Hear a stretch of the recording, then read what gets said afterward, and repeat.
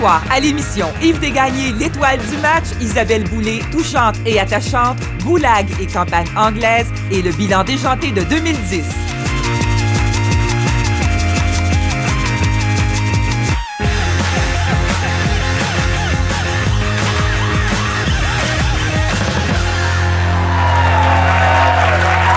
Dans le tempo cette semaine, une chanteuse que le Québec adore et ce, après des années, Isabelle Boulay. Elle est actuellement en tournée pour son spectacle country Comme ça me chante. Il y aura d'ailleurs des nouvelles supplémentaires le 21 et 22 janvier à la Tulipe à Montréal. Elle prépare un nouvel album, c'est prévu pour mars 2011, mais elle a trouvé le temps de venir s'asseoir dans notre tempo.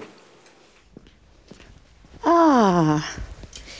J'ai l'impression que je vais jouer à madame, comme dans une petite cabane quand j'étais petite. Vous pouvez faire entrer l'animatrice.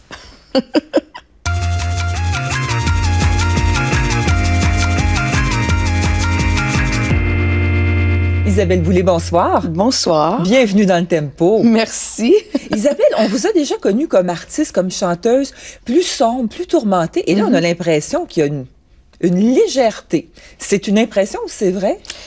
Ah, c'est vrai. Quand j'ai commencé, je devais avoir à peu près 19 ans. Ouais. Je me souviens qu'il y avait un professeur au cégep où j'allais, un de mes professeurs de philosophie qui m'avait écrit, en fait, retranscrit un poème qui disait « Dis-moi quel malheur sourd fait éclater ton œil d'un désespoir si haut que la douleur farouche affolée en personne orne ta ronde bouche malgré tes pleurs glacés d'un sourire de deuil. » Mais c'est vrai, j'avais l'impression que je portais quelque chose de je sais pas trop, j'étais probablement beaucoup plus tourmentée à cette époque-là, puis plus j'avance, puis mieux je me sens, puis j'ai l'impression d'avoir largué les amarres pour le plus beau des voyages.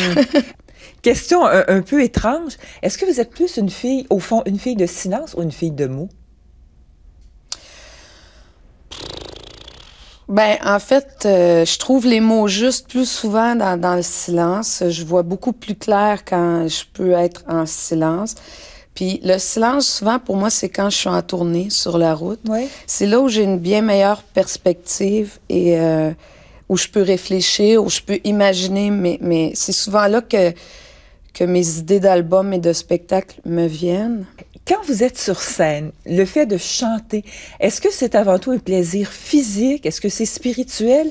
C'est quoi? Vraiment, vous et votre voix sur scène. Il y a des chanteuses, moi, qui m'ont dit que le fait d'avoir eu un enfant, ils ont eu à retravailler leur voix après, comme s'il y avait à courir après quelque chose qu'ils avaient perdu ou une espèce de support. Puis moi, au contraire, la grossesse, ça m'a fait descendre dans mon corps. On dirait, c'est comme si c'était venu caler ma voix.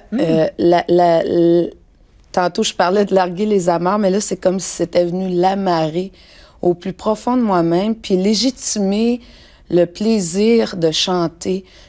C'est en chantant que je me suis dépassée le plus moi-même dans ma vie.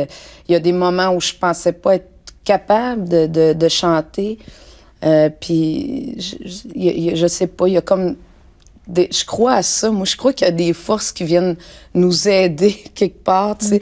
L'autre jour, j'étais avant un spectacle. J'avais fait plusieurs spectacles d'affilée. Et puis, je me sentais pas comme le même tonus vocal que d'habitude. J'avais pas je me sentais pas en confiance ou en pleine possession de mes moyens. Puis là, j'ai dit, ben écoute donc, je vais prier Sainte-Thérèse. Ma grand-mère, elle me disait tout le temps... Isabelle, quand tu as un problème, là, prie Sainte-Thérèse de Lisieux, parce qu'elle a vraiment existé, puis elle a vraiment... fait que je me dis, il y a quelque chose qui existe de plus fort que moi qui va chanter à ma place.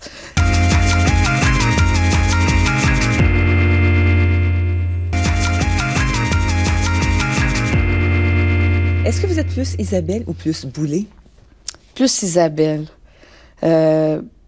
Bouler, c'est quand j'ai besoin d'avoir un petit peu plus de...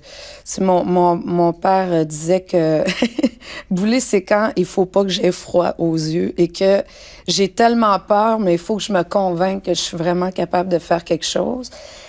Mais je dirais que la vraie force, ça me vient plus d'Isabelle que de Bouler. Tu sais, pour moi, Bouler, c'est comme un surmoi. Le Québec a besoin de quoi, à votre avis? On a besoin d'un bon père. Je trouve qu'on a... Tu sais, on a pu... Moi, je me souviens, quand j'étais petite, moi, là, j'avais des gros kicks sur du monde. Puis ces gens-là, c'était René Lévesque, c'était Yvon Deschamps, c'était Claude Léveillé. Le Québec a besoin d'avoir le kick sur quelqu'un, sur plein de monde. C'est il n'y a plus beaucoup de monde qui nous donne envie d'avoir le kick sur eux autres. C'est tellement bien dit. J'adore ça. J'adore ça. Puis Lucien Bouchard aussi. Tu sais, je reviens sur lui parce que moi, c'est même quelqu'un à qui je suis allée demander conseil un jour. Parce que mon père est décédé, bon, j'avais 21 ans. Puis là, je me disais, tu sais, j'avais envie de demander un conseil à mon père, mais il est plus là, tu sais. J'ai dit, qui c'est qui me fait le plus penser à mon père? Ben, j'ai dit Lucien Bouchard. Je suis partie, j'ai demandé un rendez-vous. Ben, voyons donc. Puis il m'a reçu. J'ai demandé un conseil, il me l'a donné. Puis je l'ai appliqué, puis je suis très fière de l'avoir fait. Wow. Même si c'était, tu sais, mais c'est quelqu'un qui m'a déjà donné un conseil. Puis j'ai eu le courage d'aller demander conseil. En effet, oui. Ouais.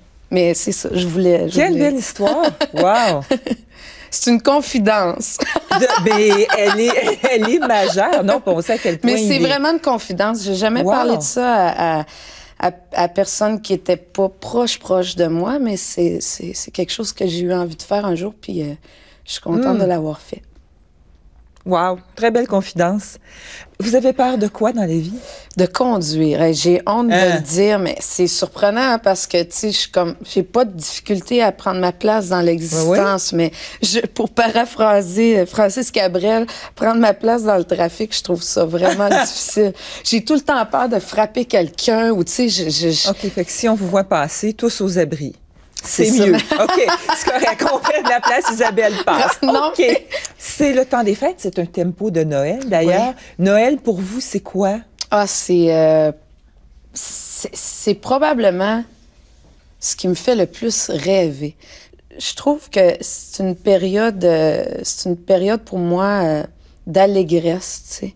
Même si, bon, certains Noëls sont rattachés pour moi à des souvenirs assez difficiles, comme mon père a eu son accident de voiture un 24 décembre, la veille de Noël en 1980. Mais même à ça, puis tu sais, on a tout connu, nous autres. On a connu l'abondance, puis on a connu la pauvreté.